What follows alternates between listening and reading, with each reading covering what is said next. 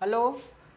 तो आज हम फिर से बात करेंगे एक और डेली स्पीकिंग से रिलेटेड इंग्लिश स्ट्रक्चर की, ठीक है, जो आपको अंग्रेज़ी बोलने में बहुत ज़्यादा क्या करेगी, मदद करेगी। तो आज फिर से हम एक और स्ट्रक्चर की बात करते हैं। बहुत सारे स्ट्रक्चर को मैंने अपने यूट्यूब चैनल पे अपलोड कर दिया है, आप लोग वो सब स्ट्रक्चर को भी देखिए ताकि आप लोगों को इंग्लिश जनरली बोलने में क्या होगी, बहुत ज़्यादा मदद करेगी, ठीक है। तो आज एक और बड़ी बढ़िया से जो स्ट्रक्चर है उसकी क्या करते हैं, बात करते हैं, ठीक है।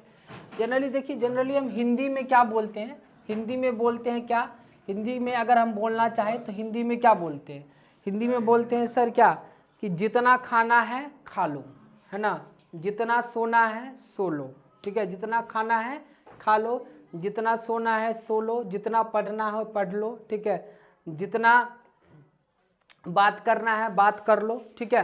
तो मतलब जितना करना है कर लो, इस तरीके के सेंस है ना। तो इसके लिए हम क्या करेंगे सर, इसके लिए कौन सा स्ट्रक्चर का यूज करते हैं। तो सर सबसे पहले तो ऐसे में आपको फर्स्ट फॉर्म ऑफ वर्ब लगाना है। फर्स्ट फॉर्म ऑफ क्या लगाना है, वर्ब, यानी वर्ब का फर्स्ट रूप, वर्ब का कौन सा रूप लगाना है आपको, फर्स्ट रूप, यानी फर्स्ट का वर्ब का फर्स्ट फॉर्म लगाना है, ठीक है। और उसके बाद एज लगा देना है, क्या लगा देना है, एज, उसके बाद लगा देना है मच, क्या लगा देना है, मच, फिर आगे लगा देना है एज, है ना, क्या लगा देना, फर्स्ट फॉर्म ऑफ वर्ब, उसके बाद एज, उसके बाद मच, उसके बाद एज, उसके बाद फिर से आपको सब्जेक्ट, है ना, क्या लगा देना है, सब्जेक्ट लगा देना है, ठीक है। और उसके बाद आगे जो भी है, जैसे V1 है या जो भी है अकॉर्डिंग टू द सेंटेंस, आपको ये वाले सेंटेंस का यानी इस वाले स्ट्रक्चर का क्या करना है, यूज करना है। देखिए, first form of verb as much as, उसके बाद आगे सब्जेक्ट और आगे फिर से V1, आगे फिर से V1। सर इसका मतलब क्या हुआ, एज मच एज का मतलब जितना, जितना, है ना। और फिर जैसे कि हिंदी में आपके सामने मैंने एग्जाम्पल लिखा सर, क्या, जैसे मैंने कहा जितना पढ़ना है पढ़ लो, जितना पढ़ना है क्या कर लो, पढ़ लो, है ना।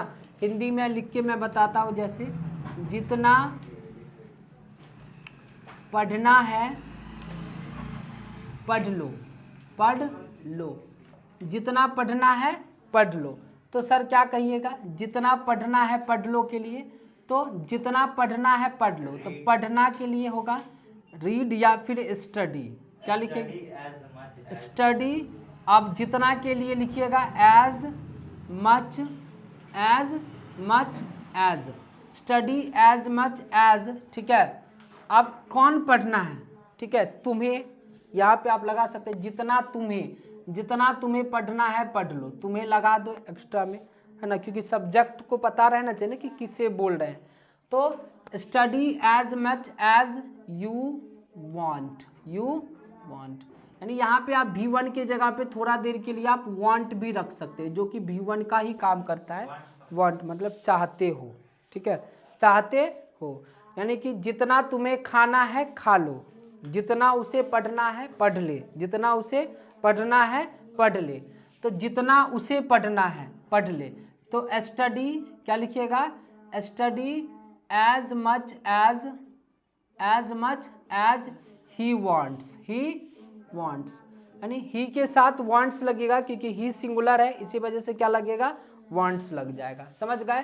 तो वांट या फिर वांट्स, ये आपको सिचुएशन के हिसाब से बदलेगा। प्रेजेंट में सिंगुलर है तो वांट, अगर ये प्लूरल है तो वांट लगेगा, प्लूरल सब्जेक्ट है तो, और सिंगुलर सब्जेक्ट है तो वांट्स लग जाएगा, समझ गए। जैसे मैंने कहा कि जितना खेलना है खेल लो, सामने वाले को आप कहिएगा जनरली जितना खेलना है खेल लो, तो आप कहिएगा प्ले, क्या कहिएगा, play as much as you want, as much as you want, यानी कि जितना तुम्हें खेलना है खेल लो, जितना तुम्हें खेलना है खेल लो, है ना।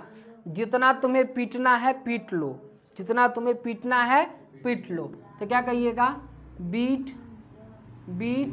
As much as you want, generally आप यू ही का यहाँ पे इस्तेमाल करिएगा खास करके, क्योंकि ऐसे में ज़्यादातर बात सामने वाले को ही बोला जाता है, सामने वाले को ही क्या किया जाता है, बोला जाता है। और सामने वाला हमेशा यू होता है, सामने वाला हमेशा क्या होता है, यू होता है। इसलिए यहाँ पे हम V1 as much as subject और आगे वांट या फिर वांट्स, कभी कभी ही है तो ही के हिसाब से वांट्स लग जाता है। जैसे हम कहेंगे कि जितना राम को खेलना है खेल ले, ठीक है, जितना राम को खेलना है खेल ले, तो क्या होगा, play as much as Ram wants, Ram wants, Ram के हिसाब से वांट्स आ गया है ना, क्योंकि राम कोई सिंगुलर व्यक्ति है इसलिए राम वांट्स हो गया है ना। जैसे मैंने कहा कि जितना मेरे भाई को पढ़ना है पढ़ ले, जितना मेरे भाई को पढ़ना है पढ़ ले, तो क्या कहिएगा, स्टडी है ना, as much as my brother wants, my brother wants, समझ गए बात। तो ये आप जैसे भी आपको बनाना हो, इससे आपको जितना भी आपको सेंटेंस बन सके आप लोग बना सकते हैं, ठीक है।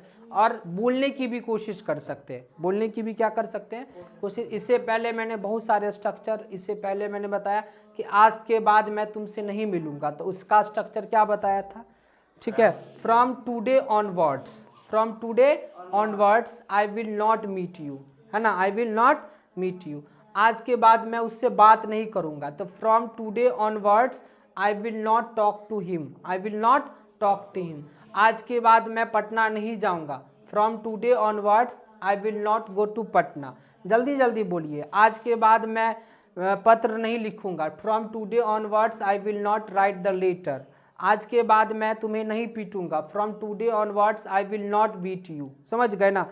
जनरली इसी तरीके के सेंटेंसेस को इससे पहले भी और मैंने स्ट्रक्चर बताया है जनरली, जिसमें मैंने कहा था क्या, कहने की ज़रूरत नहीं कि वह पागल है ना, needless to say that he is mad, needless to say that he is mad, कहने की ज़रूरत नहीं कि तुम चोर हो, needless to say that you are thief, you are thief, कहने की ज़रूरत नहीं कि मैं पटना जाऊंगा, needless to say that I will go to Patna या आई गो टू पटना, ठीक है, ऐसे भी बोल सकते हैं। कहने की ज़रूरत नहीं कि मेरा भाई डॉक्टर है, needless to say that my brother is a doctor, my brother is a doctor.